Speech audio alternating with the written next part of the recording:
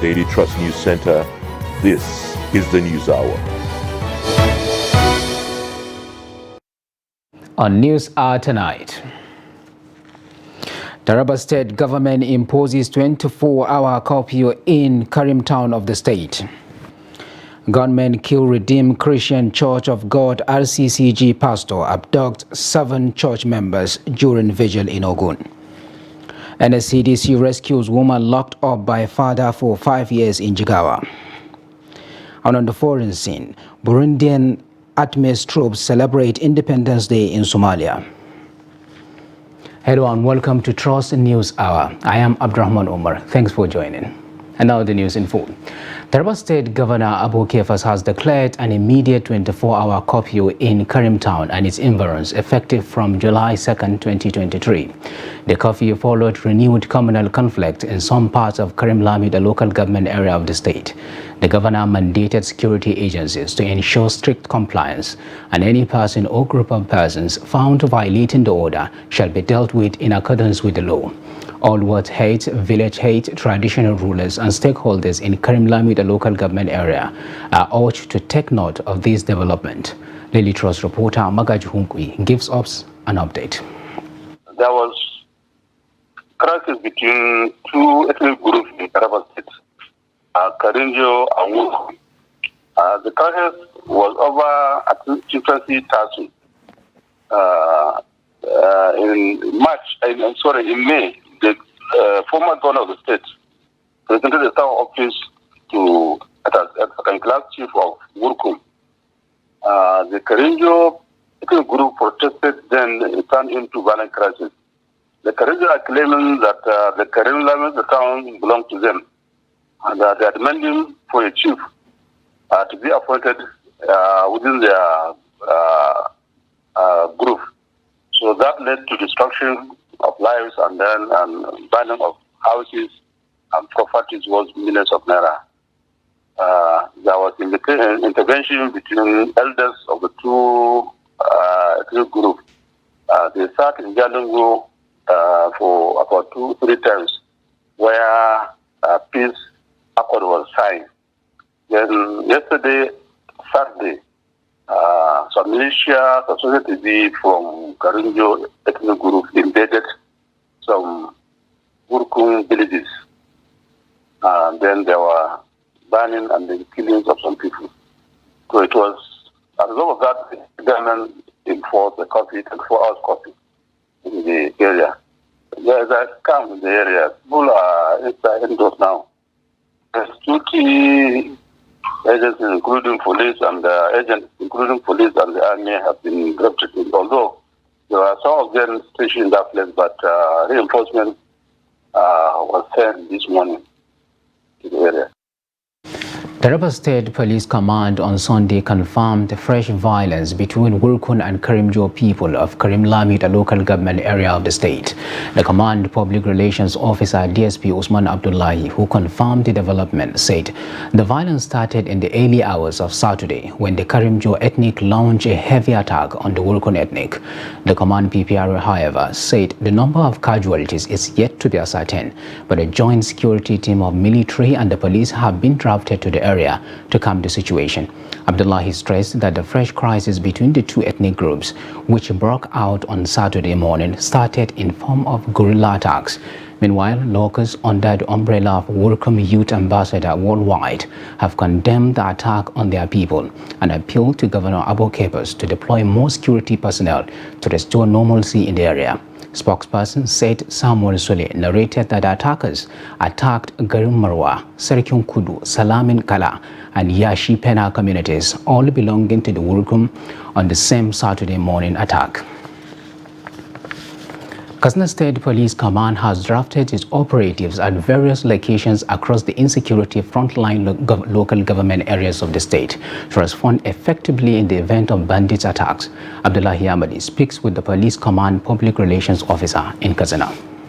On the 26th of June 2023 at about 11:00 hours, which is 11 a.m., the command received a report of activities of some suspected terrorist bandits armed with dangerous weapons such as general purpose machine guns, AK-47 rifles, shooting sporadically, attacked a village called Ruwan Dorawa village in the Dutsamma local government area of the state.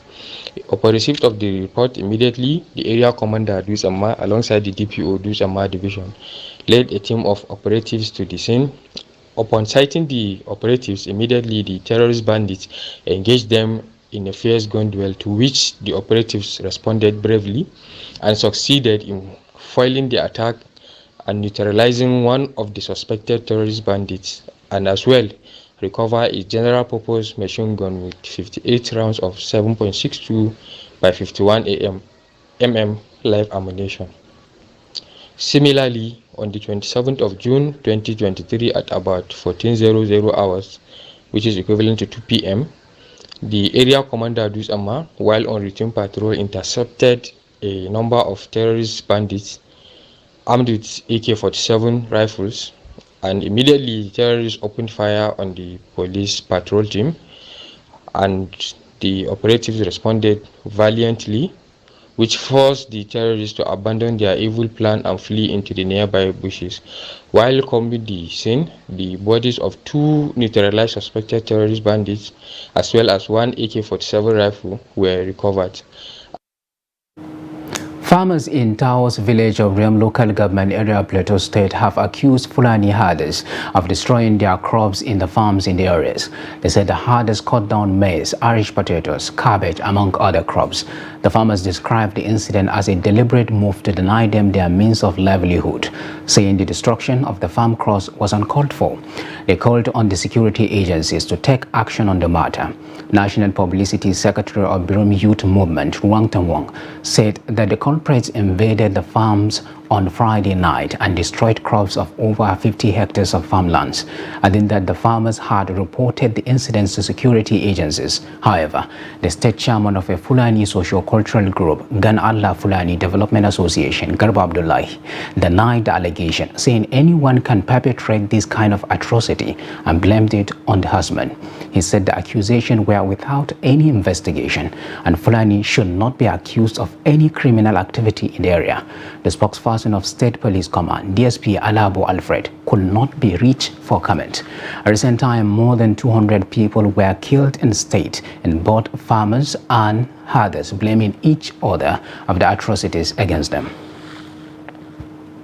Unknown gunmen on Saturday stormed a branch of the Redeemed Christian Church of God RCCG in Abule Ori in Obafemi Owude local government area of Ogun State, killing the pastor and abducting 7 worshippers.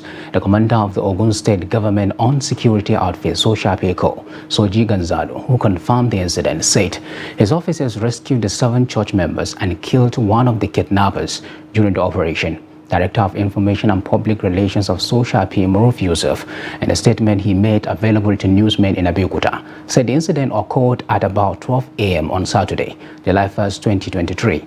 According to him, officers of the Corps were charged to go after the suspects and ensure that the kidnapped victims were rescued unhurt, stating that the officers swung into action immediately. Gonzalo further disclosed that the efforts of the Corps yielded a positive result, as the 7 victims were rescued unhurt, while one of the kidnappers was killed, and many of the suspects sustained serious injury during exchange of gunfire. He added that the joint team of the police and the Soshape-Co are after the fleeing suspected kidnappers to capture them alive. He, however, disclosed that the body of the dead kidnapper had been deposited in a nearby morgue. Panic has gripped residents of Ike community of Odi local government area of Enugu State following the alleged killing of a volunteer member of the community's neighborhood vigilante and a woman by soldiers from the 82 Division of the Nigerian Army, Enugu. It was gathered that the vigilante operatives Ebuka Oke, the deceased, an assistant chief security officer of Ike Security Neighborhood Vigilante Watch, Emeka Anibu, as well as Chinedu Okulo and Obina Ofo, were on their way to combat armed robbers who blocked the major road leading to the popular Catholic Church Prayer Center, Ogudinso, and Ike, from Ama breweries on Thursday evening, when the soldiers asked them to stop and started shooting. It was learned while Ebuka Oke was shot dead at close range, Okulo had his genitals and legs shattered by the soldiers' bullets, with Ofo shot on various parts of his bodies and now in the intensive care unit of a hospital. The development, it was guarded, has thrown the community and its neighborhood into panic. One of the vigilantes, identified as Anibo, claimed while approaching the scene, they were ordered in a loud voice to stop. Anibo said they obeyed the soldiers and stopped and started telling them that they were neighborhood vigilante watch guards. Nigerians have been urged to exercise a little patience with President Bola Ahmed Tinubu to implement his policies which are aimed at bringing about positive change to the country's current situation. Some leaders of the All Progressives Congress in Oyo State made the appeal while speaking at an event in Ibadan, the Oyo State capital. The party leaders said Nigeria is in the capable hands, describing the president's decision so far as bold measures to sanitize the economy. In his words, the lawmaker representing Ibara Far East Edo Federal Constituency, Aderemi Oseni, expressed hope in the new leadership of the 10th National Assembly, urging Nigerians to expect the best. For the President of the Federal Republic of Nigeria, we will have a new Nigeria. Amen. All what we need from you is your prayer. Just give us time. Be patient with Nigeria. Be patient with the leadership of Nigeria. I am sure we will all have cause to rejoice at the end of the day. Plead with them to be patient. We knew it would be like this. I mean, it's just like when you have a child that you need to put POP for corrective surgery. It's going to be painful. But once you remove the cast, the child is going to be okay. We will soon be realizing the effect of the policies that the present president is making. So I'm still appealing that patience is the father of everything, and we are going to get to where we are going by the grace of God. Governor Bassey Otu of Cross River State has been urged to reposition and reorganize the state ruling party, the APC. He has also been called upon to intervene to address the alleged injustices and marginalization of certain individual members and groups within the party. Former Special Advisor on Prosecution to former President Muhammadu Buhari, Chief Okwe Obunu Obla, in a statement further alleged that there are deep-seated frictions in the party in the state. He urged the governor to ensure that he takes control of party to enable him have a firm grip of the party structures as the leader in the state. According to him, reorganizing the party will arm him with a weapon to reform and address the alleged injustice in the running of the party. Obunu Obla said the coming of Senator Otu as the 7th democratically elected governor rekindled hope in the people that it will herald positive changes and effective governance. In the meantime, the senator representing Edo North Senatorial District, Adams Oshimole, has promised to ensure that members of constituents enjoy dividends of democracy. Oshimole said his blood pressure will have increased if he was not elected to the National Assembly. Oshimole, who spoke at an event organized in his honor at his hometown in Iamo, Esaku West local government area, said if he had lost the senatorial election, he will have been mocked by his opponent, thus pushing his blood pressure to 240 by 360. He stated that many former governors failed in their bid to secure Senate seats. The former Edo governor thanked his supporters for voting for the All Progressives Congress APC in the February 25th presidential election, assuring that they will enjoy the dividends of democracy. President Bola Tinubu on Sunday afternoon returned to Abuja from Lagos 13 days after he left to attend the summit on New Global Financing Pact in Paris, the capital of France. The president left Abuja on June 20th to participate in the summit on New Global Financing Pact in Paris, the capital of France. He returned to Nigeria but went straight to Lagos on Tuesday, June 27, to observe the Eid al-Kabir festival in his home at Ikoyi. While away from Abuja, President Tinubu had participated in the New Global Financing Pact signing in Paris. He also held various other diplomatic meetings on the sidelines of the main event. While in Paris, he met with the French President Emmanuel Macron at the LEC, the Swiss President Alain Berset at Palais Brongniart, President of Benin Republic Patrice Talon, Director General of World Trade Organization Dr. Ngozi Okonjo-Iweala, President of the African Development Bank, Dr. Akinwumi Adesina. He also met with the President and Chairman of the Board of Directors of the African Export-Import Bank, Afrexim, Prof. Benedict Orama, and President of the European Bank for Reconstruction and Development, EBRD, Odile Renaud Bazo. He left Paris for London, the United Kingdom, UK, on Saturday, June 24th, on a private visit, where he also met with former President Muhammadu Buhari. While in Lagos, apart from joining other Muslim faithful to celebrate the Eid al-Kabir festival, he also received the President of Guinea-Bissau, Umaru Sissoco Embalo. He landed at the presidential wing of the Nnamdi Azikiwe International Airport, Abuja, at about 2:30 p.m.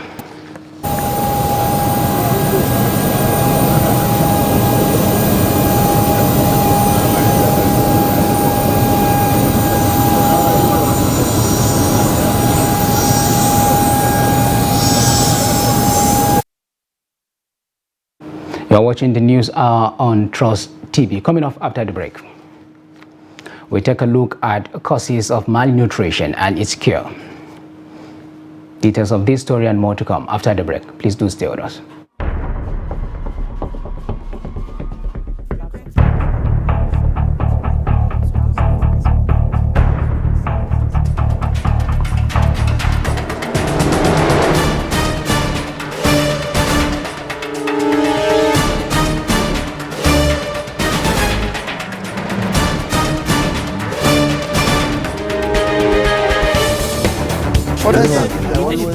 That's great.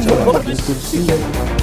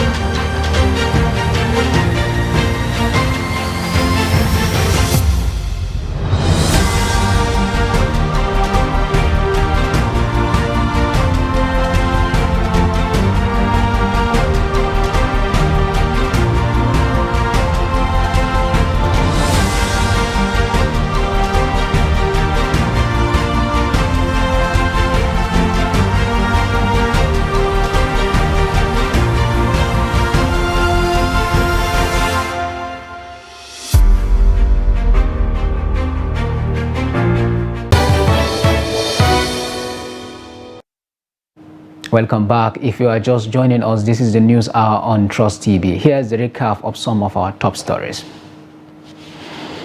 Taraba State government imposes 24-hour curfew in Karim town of the state.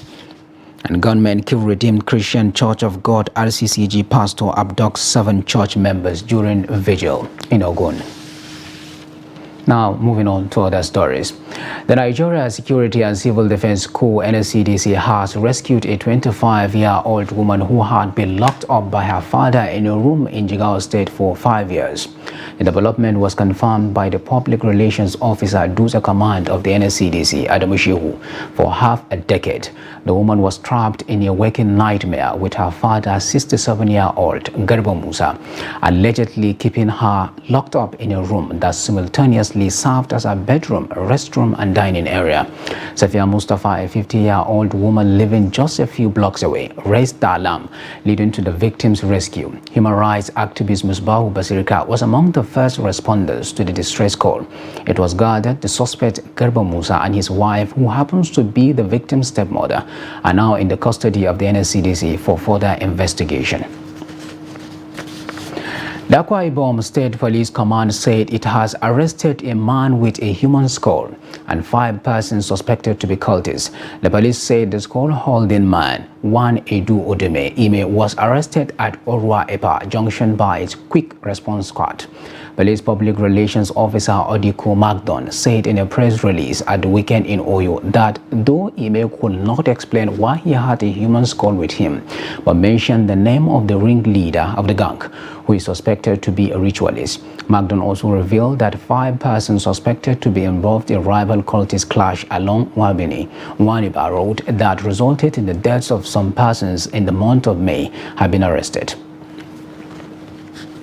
The Director, Media and Publicity of Anambra Vigilance Group, Chief Nweke, said the group will embark on a mop-up action to recover prohibited firearms from unlicensed individuals or groups in the state. Nweke, who disclosed this in a press conference on Sunday, explained that the move was part of their discoveries that hoodlums and criminal elements operating in the state have acquired firearms illegally. He added that the action is being taken with the support of the State Police Command and other security teams with a view to identifying persons who have legally and illegally acquired firearms, checkmating legitimate users, and recovering them from illegal users. According to him, firearms such as pump actions were prohibited from non-AVG members, with the exception of private security guards, either registered with the Nigeria Security and Civil Defense Corps or known to the state government. He also enjoined the public to see the AVG as partners in progress, especially by making ways for them while in traffic, as delaying their convoys could affect their drives to apprehend criminals. Enugu State government has dissolved all task forces of commercial tricycles, popularly known as KK, in the state till further notice. The permanent secretary in the State Ministry of Transport, Obuna Edike, announced this in Enugu after a meeting with the executives and members of the Commercial Tricycle Union. The meeting was invoked by the Ministry of the sidelines of the peaceful protest held by some members of the Tricycle Union on Friday over harassment and extortion by Tricycle Task Force members operating within the Enugu metropolis. Edeke said that the dissolution affected both legally and illegally constituted task forces for tricycle operators, adding that the dissolution was with immediate effect. The management of the National Youth Service Corps NYSC says it is aware of the worries of Corps members over the delay in the payment of their June 2023 monthly allowance. The scheme attributed the delay in the payment of June allowance to administration of funds by various banks. In a statement on Sunday, NYSC Director of Press and Public Relations, Eddie Mewa, said the scheme concluded arrangement for the payment of June allowance to Corps members on June 27, 2023. The NYSC spokesperson urged Corps members to remain calm and law-abiding in their respective places of national service, as the scheme will continue to treat issues relating to their welfare with utmost priority. The Federal Road Safety Corps FRSC Ocean Command says no fewer than 2 persons lost their lives in an accident that occurred on Ife Ondo Road due to speeding and brake failure. The sector commander Henry Benamisaya confirmed these in a statement made available by the commands. Spokesperson Agnes Onubime on Sunday in Oshobo. Benamisaya said the accident occurred at Epidato area of Oshun when a vehicle with number plate BWR 909 SD suddenly lost control due to excessive speed. He said that 2 persons lost their lives when the accident happened and their remains taken away by their relatives present at the scene of the accident. According to him, motorists should desist from excessive speeding that could lead to loss of lives and properties. In the meantime, Bishop of Sokoto Catholic Diocese Matthew Kuka has called on federal government to enforce the provision for the freedom of religion and worship as enshrined in the constitutions and other laws of the land. According to Bishop Kuka, this can be done by providing adherents of different faiths in the country with places of worship in the various federal government establishments across the nation. The bishop, who spoke to journalists shortly after the inaugural mass at the Catholic chaplaincy of the 119 Composite Group of the Nigeria Air Force Sokoto, emphasized the importance of these places of worship that enable personnel to freely practice their religion. He said most federal government universities, medical centers, and other federal government establishments have no provisions for places of worship for Christians, especially in many parts of northern Nigeria, which is in breach of the constitutional provision. As this year's pilgrimage came to an end, pilgrims from Nasarawa State have been charged to use the opportunity of their continued stay in the Holy Land to pray for peace, unity, and progress of the nation. Amirul Hajj of the state, Aisha Bashir, gave the charge shortly after the conclusion of activities in Makkah. Abubakar Abdullahi sent in this report from Makkah as presented from our studio. After the conclusion of Hajj activities, pilgrims' attention turned to when to return home. A situation that has become a concern to authorities saddled with the responsibility of taking pilgrims to and fro from the Holy Land. Speaking to Trust Television News, the Nasarawa State Amirul Hajj, who is also the state chief judge and first female to take up the responsibility, Aisha Bashir, said religious activities in the Holy Land does not end after the pilgrimage, hence the need for the pilgrims not to be eager to return home after the annual Islamic sacrifice by those opportune by Allah. She explained that the pilgrims should be patient as none of them will be shortchanged in the process of airlifting them back home. As our pilgrims came, we said we have about 5 flights, so no pilgrim is shortchanged. The first flight able to go back, so everybody must spend this allocated number of days in Saudi Arabia. There's nothing we can do to facilitate it. We have to wait for the Saudi Arabian government to open the airspace. And once the airspace is open, because we are the first state to come, we shall be the first state to go back. So I'm urging our pilgrims, they should exercise patience. They should not say because they want to go home. The Kaaba is there for them to continue praying. It's a spiritual experience. It's very expensive. Some of us may never come back by reason of death or lack of opportunity, or Allah has not called us back. So we should maximize this time and not say want to rush home. Let us continue praying. Some of the pilgrims who spoke to Trust TV News appreciated God for the successful pilgrimage and commended Saudi Arabian Authority, NACON, and Nasarawa State Hajj managers for their concerns. They have tried very well, and I hope, since after the COVID-19, I think this was the second Hajj that they have got about 2 million crowd, and I'm sure next year they will improve more. But the sanitary situation in Mina need to be improved more. Very tremendous progress. There is tremendous progress in it. They accommodate us in a very good accommodation there in Mecca, and as well they feed us almost. No date has been fixed for the commencement of airlifting of pilgrims back to Nigeria, but authorities are said to be working towards successful return of pilgrims to their various destinations. As the country struggles with the impact of the economic policies of the Tinubu administration, the question being asked is how the Nigerian citizen will not be overwhelmed by the hardship that is accompanying implementation of the measures. Experts believe the new administration should resist being dictated to by the International Monetary Fund, World Bank, and Western financial institutions. Kende Amadou reports. Both President Bola Tinubu and Vice President Kashim Shettima embarked on shuttle diplomacy to whip up support for government policies during the Salah holidays. It's early days yet, so many people are still willing to give them the benefit of doubt. They face a huge task, compounded by the fact that in the last 40 years, there's been a drastic reduction in the funding of public housing, public education, and public health institutions. Who told them to do so? IMF. It has removed money from funding public education. Who told them from doing so?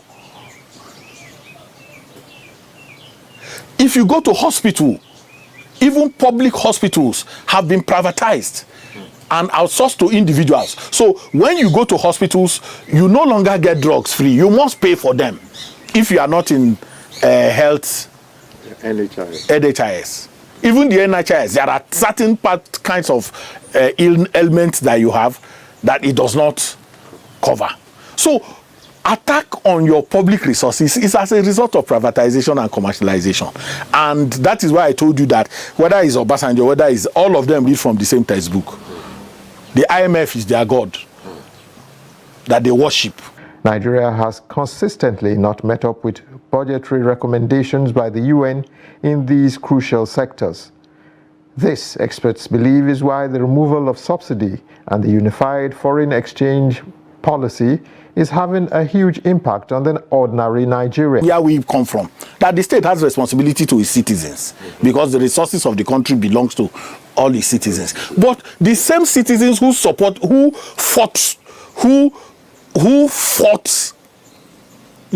us when we were fighting privatization does not know that the implication of privatization is that they will pay more and that it will impose a lot of attack on their personal resources. They didn't know. So when we were fighting privatization, when we were fighting IMF, World Bank, and its instructions to our leaders, the people who today are now talking hardship were the ones who were telling us that we should allow the government to do it. So what has... The remedy is to find a balance between demands from international finance institutions and the welfare of the people. If you want a break, massive push into funding of public education. The public education has capacity to suck up majority of your citizens and give them education. And when they have proper education, they have a capacity to create wealth for themselves. That's basic. If you intervene in the health sector, if you fund public health, the resources that citizens spend on health can be diverted to improving their lives in another way. If you remove the harsh subsidies and cost of electricity right now, majority of the citizens can invest in cottage issues that can drive the local economy. The delicate economic situation Nigeria finds itself in may mean tough decisions may have to be taken to bring things under a semblance of normalcy. The people, as usual, will bear the brunt of these decisions, and since a large percentage are already experiencing hardship, the new government must find a balance that would not alienate the people. Kehinde Amodu, Trust TV News, Abuja. The presidency has rejected the report of the European Union on the outcome of the 2023 general elections.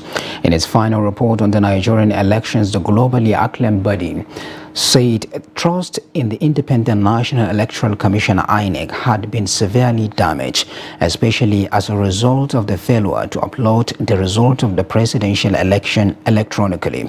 But responding in a statement on Sunday, Dele Alake, Special Advisor to the President on Special Duties, Communications and Strategy, described the report as a product of a poorly done text job that relied heavily on few instances of skirmishes and less than 1,000 polling units out of over 1,706,000 where Nigerians voted on election day.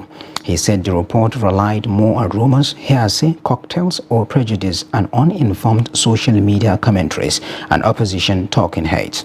Alake said the 2023 general elections, most especially the presidential election won by President Bola Ahmed Tinubu of the All Progressives Congress, were credible, peaceful, free, fair and the best organized general elections in Nigeria since 1999. The presidential spokesman said there was no substantial evidence provided by the European Union or any foreign and local organization that was viable enough to impeach the integrity of the 2023 election outcomes. The Executive Secretary, Federal Capital Development Authority, FCDA, Shehu Ahmed, has said that the Federal Capital Territory Administration will demolish all structures on waterways across the nation's capital. Ahmed made this known in a statement on Sunday in Abuja. He said some structures were preventing water from flowing freely through its natural course, which was responsible for flooding recorded in some parts of the city. The Executive Secretary, who is the Chairman Special Ministerial Tax Team on Flood Mitigation, revealed that a police station in Tretmo and other buildings will be demolished. The Executive Secretary pointed out that Tretmo Estate did not have FCDA-approved building plan, and the continuous flooded areas can best be left as green areas and not residential. He explained that the estate was just one of the areas in focus, as other areas where structures were built on flood plains will experience removal of illegal structures. Chinese Navy escort task group ATG-162, comprising MSL destroyer Nanning, MSL frigate Senya, and supply ship Wishenhu on Sunday visited Nigeria to strengthen bilateral relationship between the two countries. The Chinese ambassador to Nigeria, Chi Jianchun, said that the visitation of the Chinese envoy, scheduled for July 2nd to 6, will also enhance maritime security within West Africa. The news agency of Nigeria reports that MSL destroyer Nanning met the port call at Nigerian Port Authority NPA berth 21, while the other two ships remained at anchorage. Chun said that the delegation from China was big, with more than 700 people and 3 ships to Nigeria. The ambassador said that China and Nigeria will continue to work together and promote peace and harmony, while also seeking ways to make contributions to the international community. The flag officer commanding Fork Western Naval Command, Rear Admiral Joseph Alpan, said the visitation will further help to cement the relationships between the two countries. The FOC added that the term called Sea Riders enabled some of the Nigerian Navy personnel on board the Chinese ship, and they could also have some of their own men on board our ship. A former governor of Sokoto State, Atahiru Bafarawa, has called for more commitment from government toward ending banditry in the country to achieve national cohesion and development. Bafarawa said this while fielding questions from newsmen in Sokoto on Sunday. He said curbing banditry will also enhance food security for the country. Bafarawa, however, added that government at this time needs to focus more on security for farmers to be able to go to farm without any intimidation or fear of being attacked. The former governor, who is a chieftain in the People's Democratic Party (PDP), further called on government to invest more on education, said let the government put all the necessary measures and strategy toward enhancing security for our farmers to farm.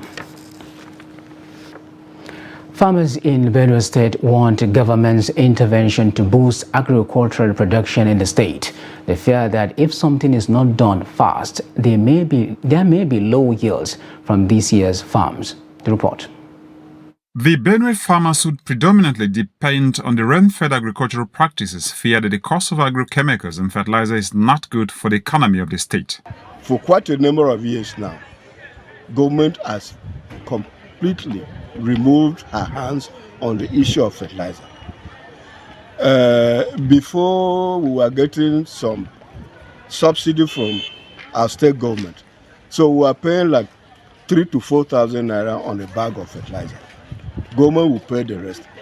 But for 3 years back, farmers are paying everything. A bag of urea is 22,000 naira. A bag of NPK, the one that is good, is 23,000 naira. How much do farmers get to be able to afford these things? So these are the challenges, amongst others, that we're facing. The farmers said they will continue to explore manual methods, but that will not take agriculture anywhere near what it ought to be. We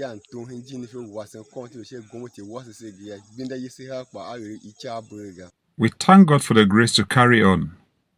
It is unfortunate that our government is silent in assisting farmers in the state. We will continue to do our best, even though it is not easy. The farmers urge the state government to step in immediately with subsidy initiative for the farmers. So with a little support, if the governor can support farmers by way of inputs, if we talk of mechanization, it is not something that can be done in 2-3 months.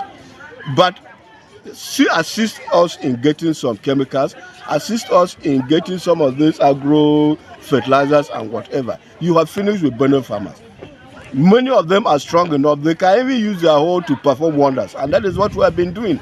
We are feeding this nation with hoes, not machinery. How many people have tractors in Benue?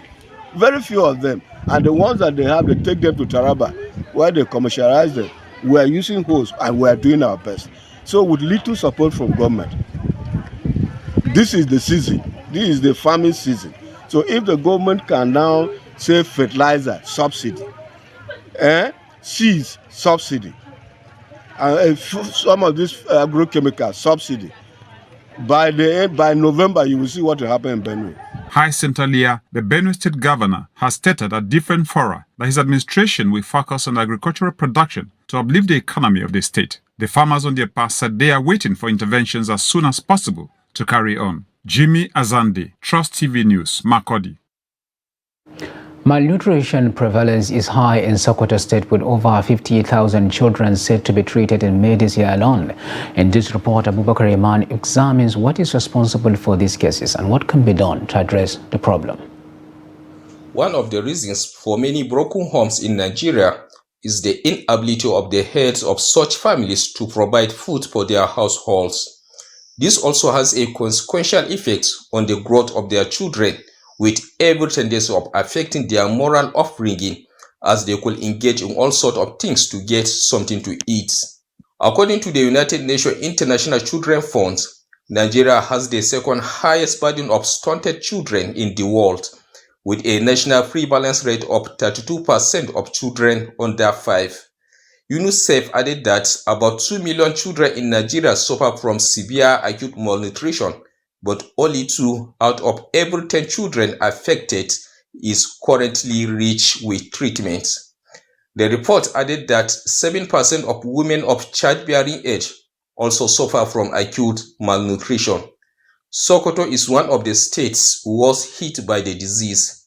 The nutrition specialist of UNICEF in Sokoto Field Office, Abraham Mahama, said as at May 2023, over 50,000 severely malnourished children were admitted in various health facilities being supported by UNICEF in the states.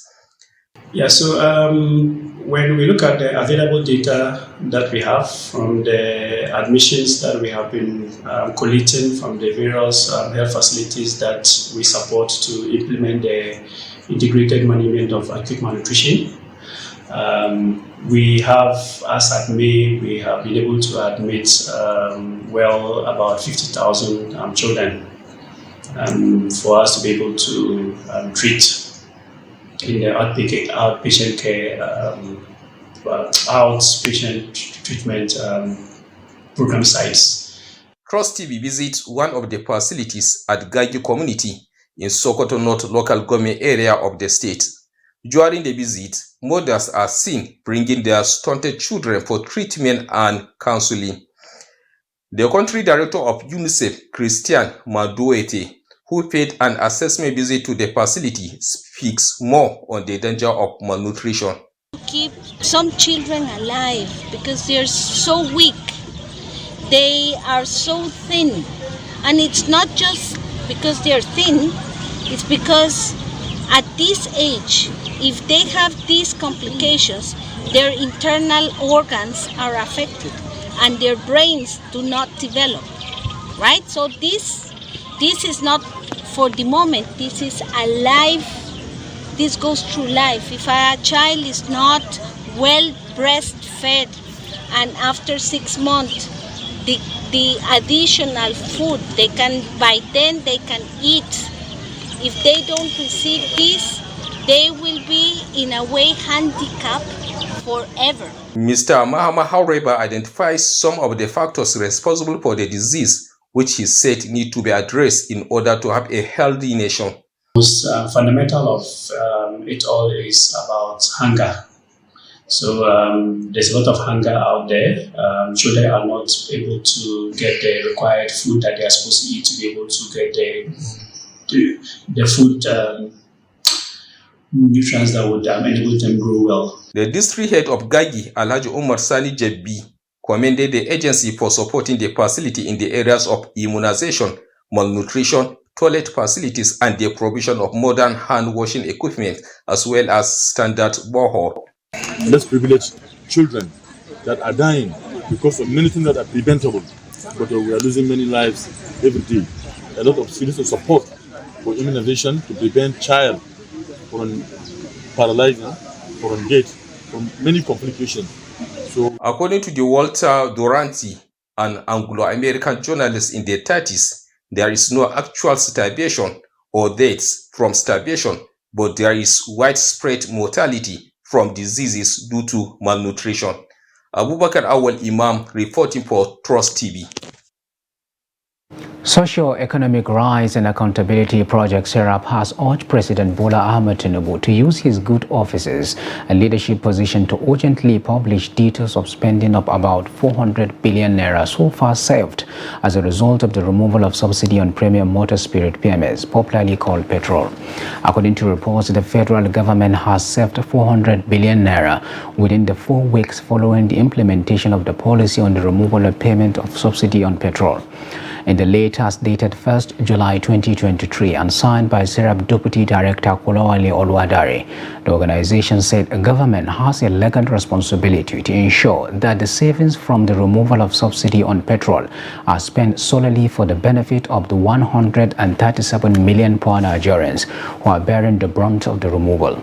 SERAP said prevention of corruption in the spending of savings from the removal of subsidy on petrol and preventing and addressing the challenges caused by the removal are serious and legitimate public interest.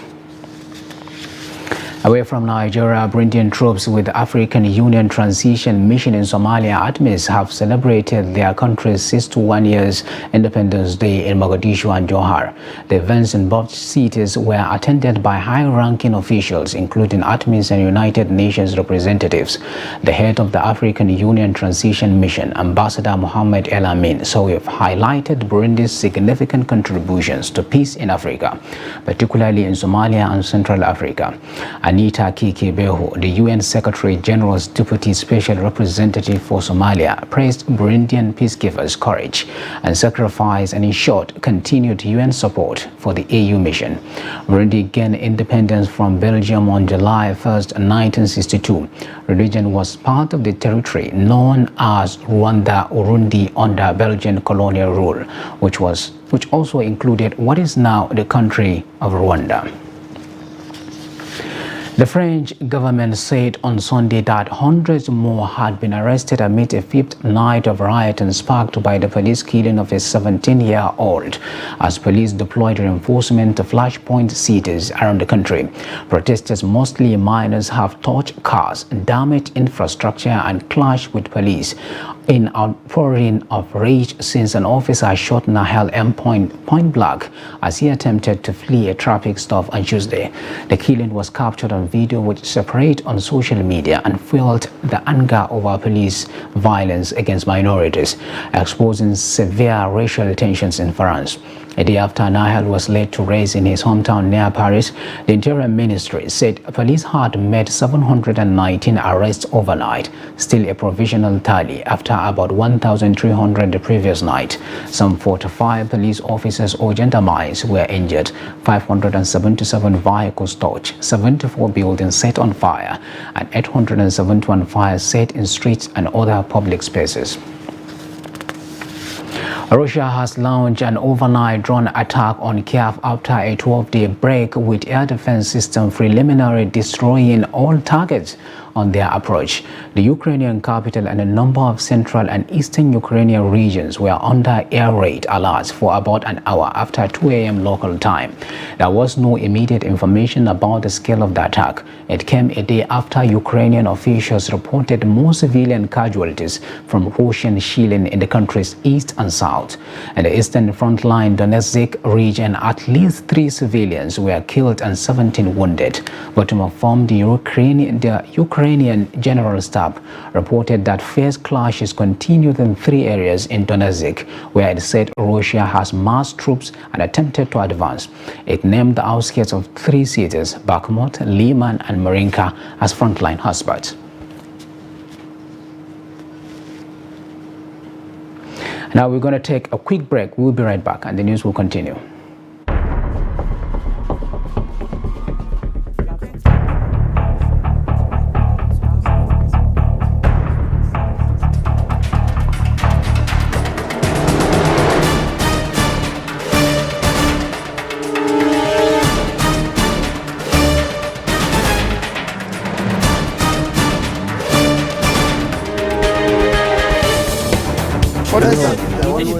That's great.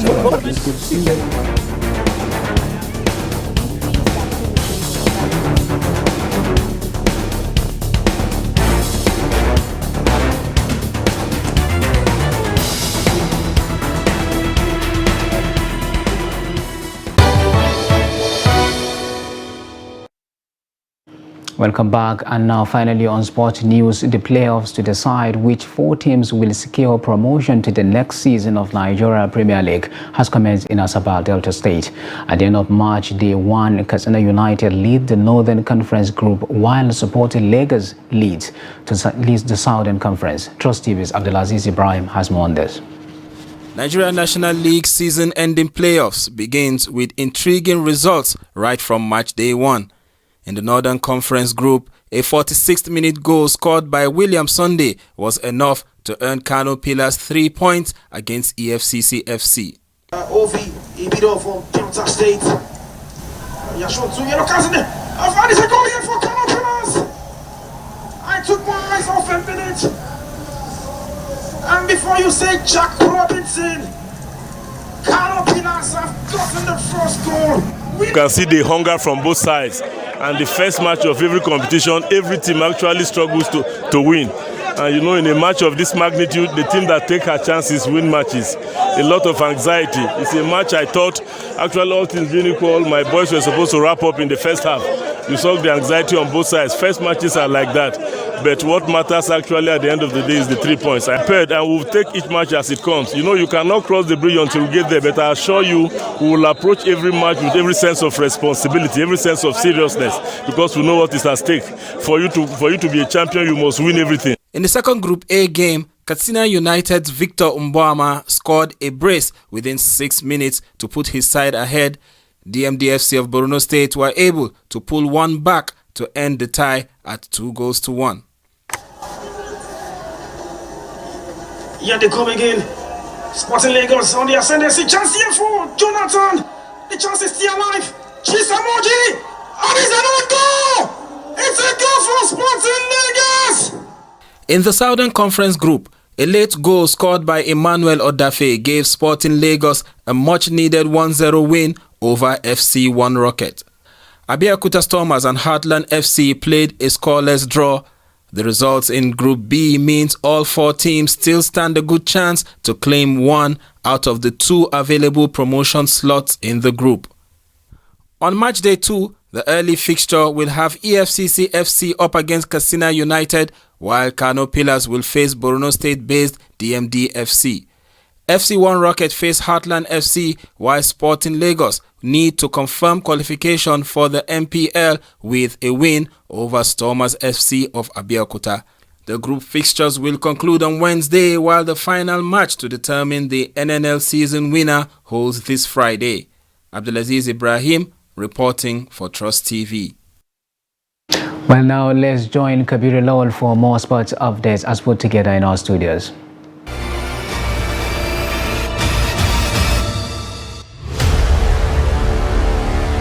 Nigerian First Lady Oluremi Tinubu wants the Super Falcons to come back with the 2023 FIFA Women's World Cup. Senator Oluremi Tinubu, a Nigerian politician and current First Lady of Nigeria, has given the Super Falcons the task of winning the FIFA Women's World Cup finals taking place in Australia and New Zealand.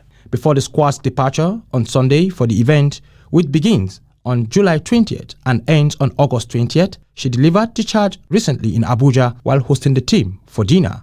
She was represented by Dr. Betta Edu, the APC national women leader at the event.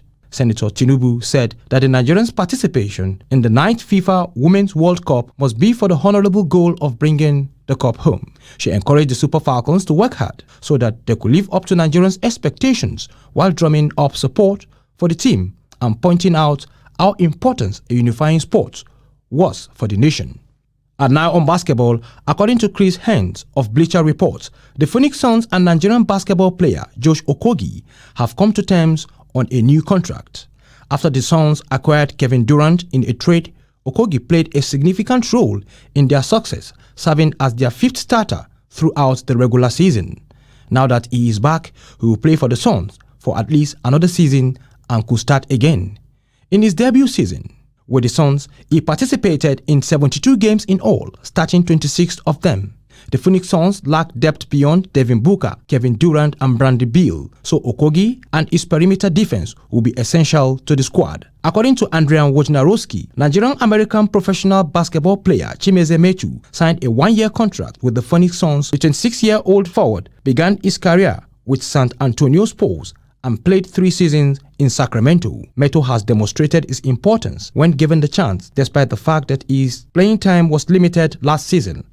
Still on basketball, there will be a Nigerian representation at the 2023 WNBA All-Star Game as Arike Ogunbowale and Nneka Ogbumike made the WNBA All-Star team with a game-high 26 points in WNBA All-Stars victory over the United States basketball women's team. Arike Ogunbowale of the Wings was named 2021 AT&T WNBA Most Valuable Player.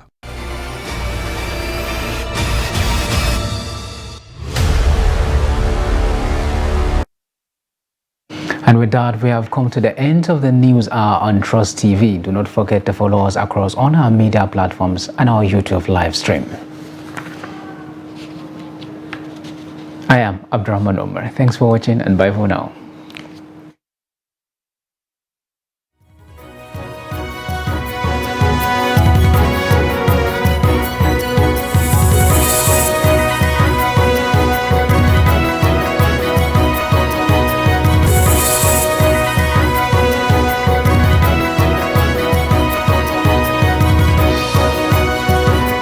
From the Daily Trust News Center, this is the News Hour.